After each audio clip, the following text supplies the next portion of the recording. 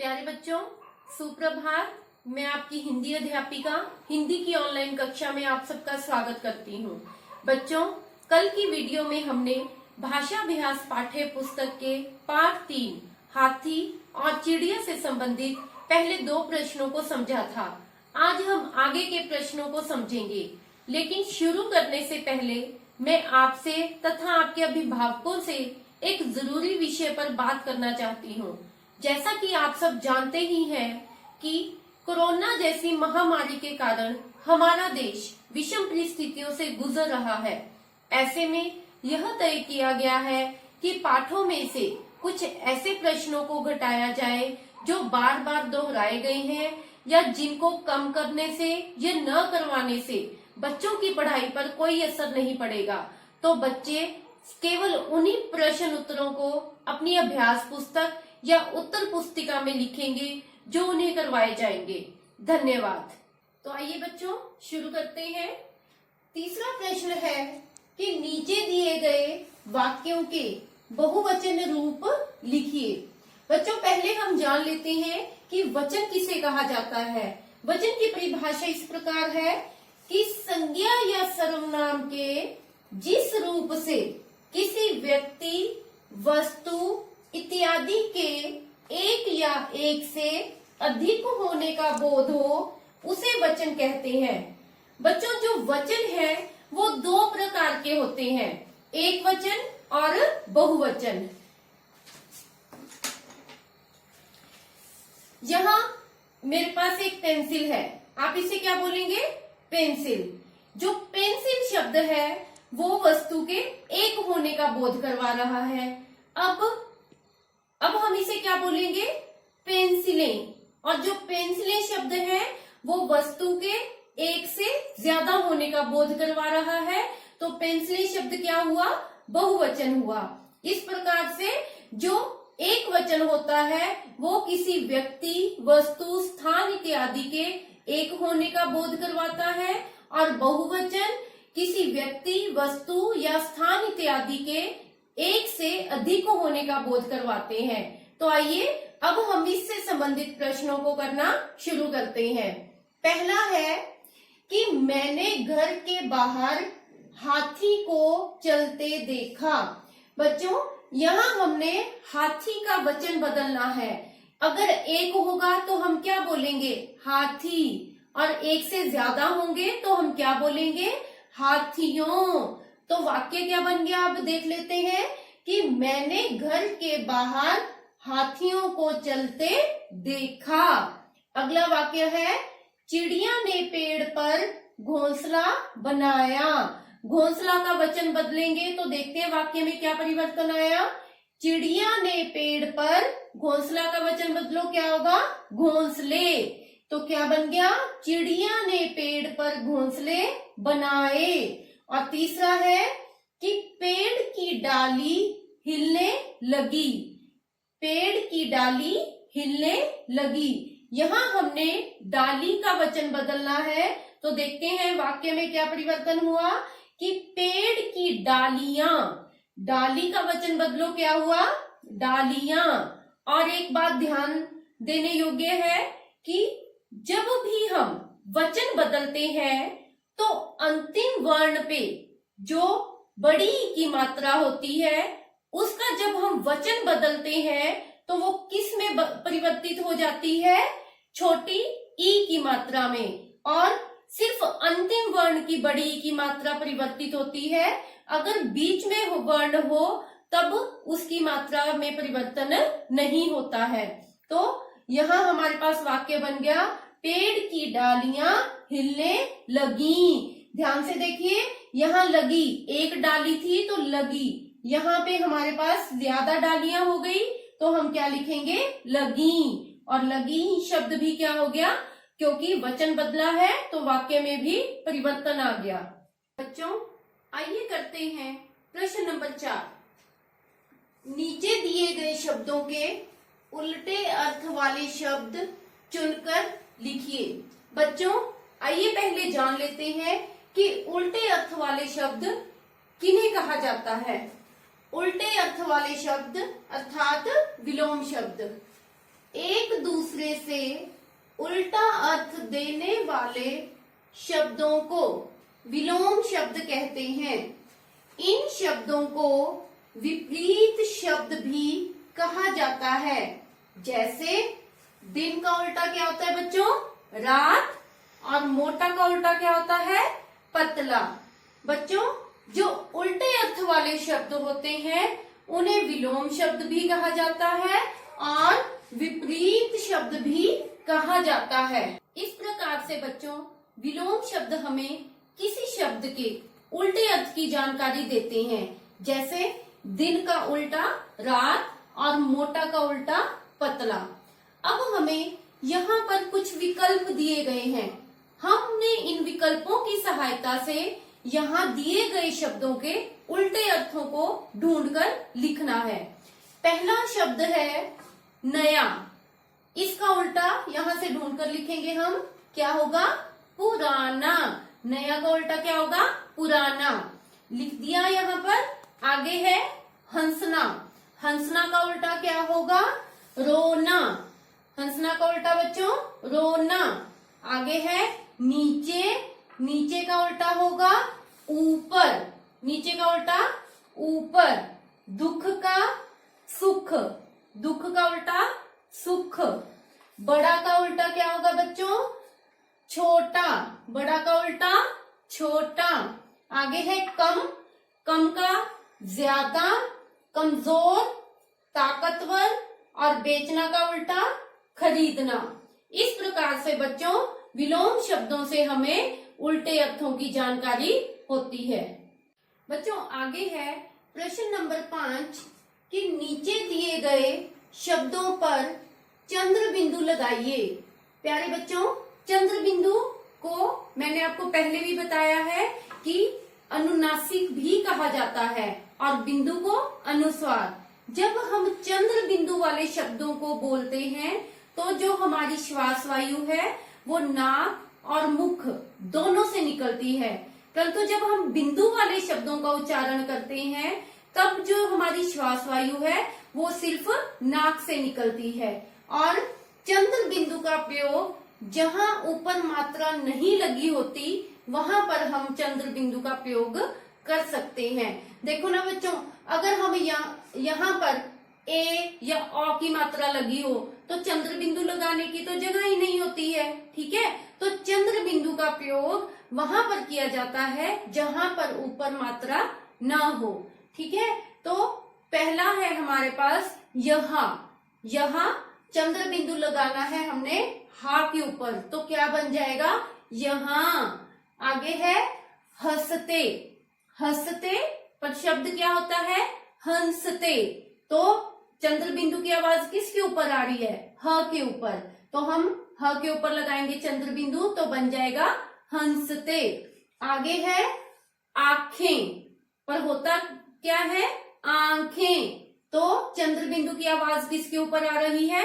आ के ऊपर।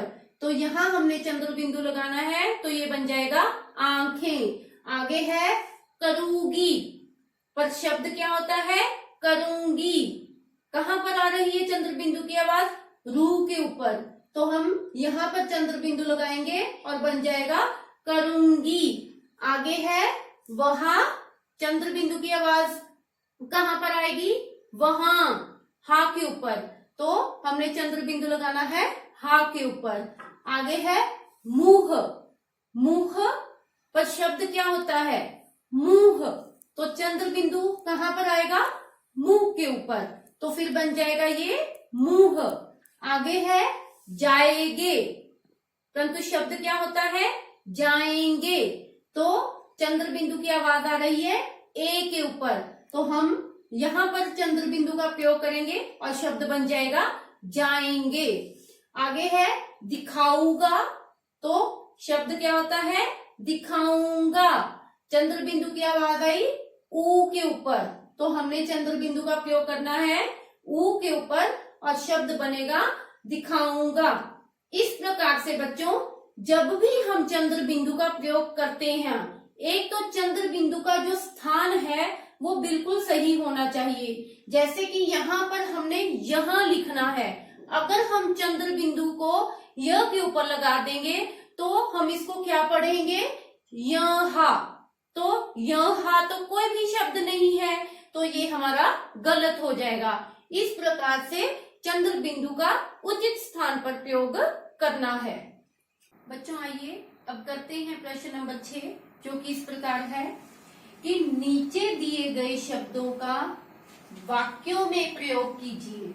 बच्चों हमने वाक्यों के बारे में पहले भी पढ़ा है कि वाक्य सिर्फ और सिर्फ सार्थक शब्दों को जोड़कर बनते हैं और उन शब्दों का अपने उचित स्थान पर होना भी अत्यंत जरूरी है, नहीं तो उनका अर्थ ही बदल जाता है। तो हमारे पास पहला शब्द है घर। घर से संबंधित मैंने वाक्य बनाया है कि मेरा घर बहुत सुंदर है। बच्चों मैंने यहाँ पे जो वाक्य बनाए हैं, आप इनसे अलावा अपनी मर्जी से भी कोई वाक्य बना सकते हैं। आगे है काम। हमें हर काम को मन लगाकर करना चाहिए। और बच्चों मैंने ये भी बताया था कि जिस शब्द को हम वाक्य में प्रयोग कर रहे होते हैं उसे रेखांकित करना जरूरी होता है, जिससे हमें पता लग जाता है कि हमने किस शब्द को लेकर वाक्य बनाया है। आगे है घोंसला। घोंसला शब्द से संबंधित मैंने वाक्य बनाया है कि मैंने एक चिड़िया का घोंसला देखा। आगे है धरती। हमें धरती माँ को हमेशा साफ सुथरा रखना चाहिए। बच्चों आइए करते हैं प्रश्न नंबर 7। दिए गए वाक्यों को ध्यान से पढ़िए और मोटे काले शब्दों पर ध्यान दीजिए। बच्चों यहाँ हमें जो वाक्य दिए गए हैं और इनमें जो मोटे काले शब्द हैं, ये नाम वाले शब्दों की ओर संकेत कर रहे हैं और इस तरफ जो वाक्य दिए गए हैं इनमें जो मैंने रेखांकित किए हैं शब्द, ये काम वाले शब्दों की ओर संकेत कर रहे हैं। और बच्चों नाम वाले शब्द किन्हें कहा जाता है? नाम वाले शब्दों को संज्ञा कहते हैं। प्यारे बच्चों आपने संज्ञा के बारे में तो पढ़ा ही है कि किसी व्यक्ति, वस्तु, स्थान या भाव के नाम को संज्ञा कहते हैं और क्रिया की काम वाले शब्दों को क्रिया कहते हैं। अर्थात जिन शब्दों से हमें किसी काम के करने या होने का बोध हो उन्हें क्रिया कहा जाता है और क्रिया काम वाले शब्दों के लिए प्रयोग किया जाने वाला शब्द है। आइए देखते हैं कि इस तरफ दिए गए वाक्यों में नाम वाले शब्द कौन कौन से हैं। पहला वाक्य है कि पत्ता कुछ बड़ा था। बच्चों यहाँ पर किसी चीज, पत्ता किसी चीज का नाम है, तो यहाँ पर नाम वाला शब्द कौन सा है? पत्ता। आगे है हाथी को हंसी आ गई। हाथी को हंसी आ गई। यहाँ पर नाम वाला शब्द कौन सा है? हाथी। आगे है चिड़िया तिनका उठाती। तो यहाँ पर नाम वाला शब्द कौन सा है? चिड़िया। आगे है वहाँ एक आदमी भी था। यहाँ पर नाम वाला शब्द कौन सा है बच्चों? आदमी। बच्चों आइए देखते हैं कि इन वाक्यों में कौन कौन से काम वाले शब्द आए हैं। पहला है कि चिड़िया तिनके इकट्ठे कर रही थी। यहाँ पर चिड़िया तिनकों को क्या कर रही थी बच्चों? इकट्ठा कर रही थी। तो इकट्ठा कर रही क्या है? काम वाले शब्द। आगे है हाथी हंसने लगा। हंसने लगा, कौन सा काम हुआ है यहाँ पे हाथी के द्वारा? हंसने का काम। तो हंसने लगा क्या है? काम वाले शब्द। आगे है बच्चों पत्ता जमीन पर गिर जाता। पत्ता जमीन पर क्या हो जाता? गिर जाता। यहाँ पर क्या काम हो रहा है? पत्ते के गिरने का। तो गिर जाता क्या है? काम वाले शब्द। आगे है हाथी ने पेड़ उखाड़ा। हाथी ने क्या काम किया?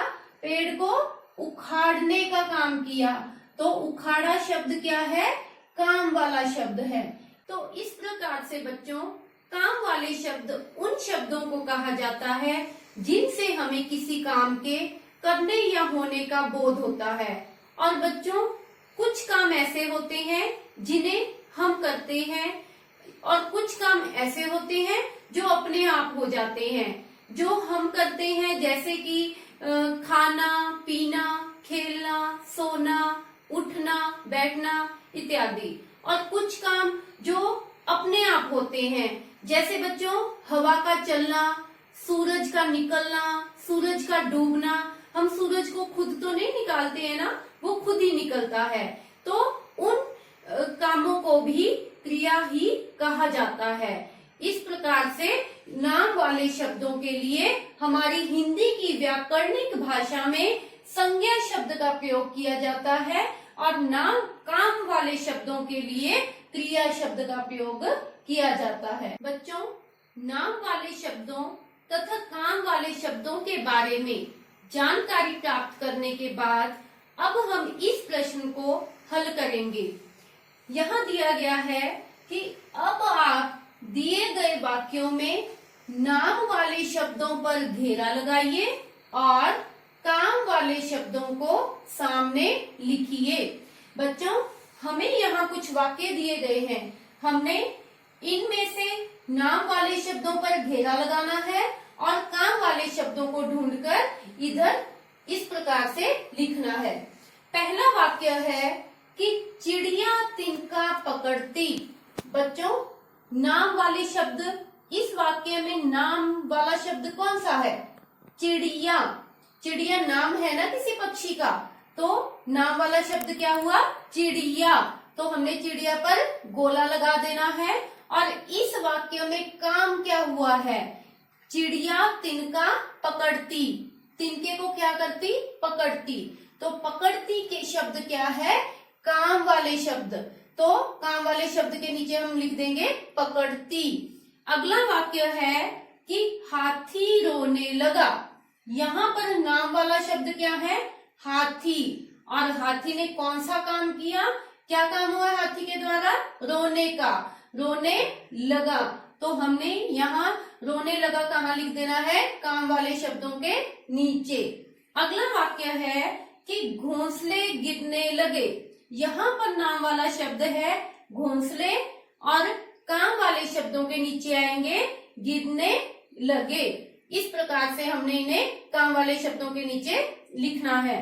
आगे है आदमी दौड़ने लगा। यहाँ पर जो आदमी शब्द है ये क्या है? नाम वाला शब्द। और इसमें काम वाले शब्द कौन से हैं? दौड़ने लगा। तो इन्हें हमने कहाँ लिखना है? काम वाले शब्दों के नीचे। इस प्रकार से बच्चों हमने नाम वाले शब्दों पर घेरा लगाना है और इस वाक्य में जो काम वाले शब्द हैं उनको हमने इस प्रकार से इस तरफ लिख देना है। बच्चों 8वां प्रश्न है कि नीचे दिए गए चित्रों के आधार पर कहानी बनाकर सुनाइए। प्यारे बच्चों इस कहानी को आपने इन चित्रों के माध्यम से खुद बनाना है और अपने माता पिता को सुनाना है। ध्यान रखना जब आप कहानी बनाएंगे तो कहानी भूतकाल में होनी चाहिए। भूतकाल का अर्थ होता है जो समय बीत चुका है। जैसे कि आप लिखेंगे एक शेर था, वह जंगल का राजा था। इस प्रकार से बच्चों आपने अपनी सूझबूझ से इन चित्रों के माध्यम से एक प्यारी सी कहानी बनाकर अपने अभिभावकों को सुनानी है। बच्चों आशा करती हूँ कि आपको आज के प्रश्न समझ में आ गए होंगे। आपने इस कार्य को अपनी भाषाभ्यास की पाठ्य पुस्तक में पेंसिल की सहायता से सुंदर लिखावट में लिखना है तथा याद करना है। धन्यवाद।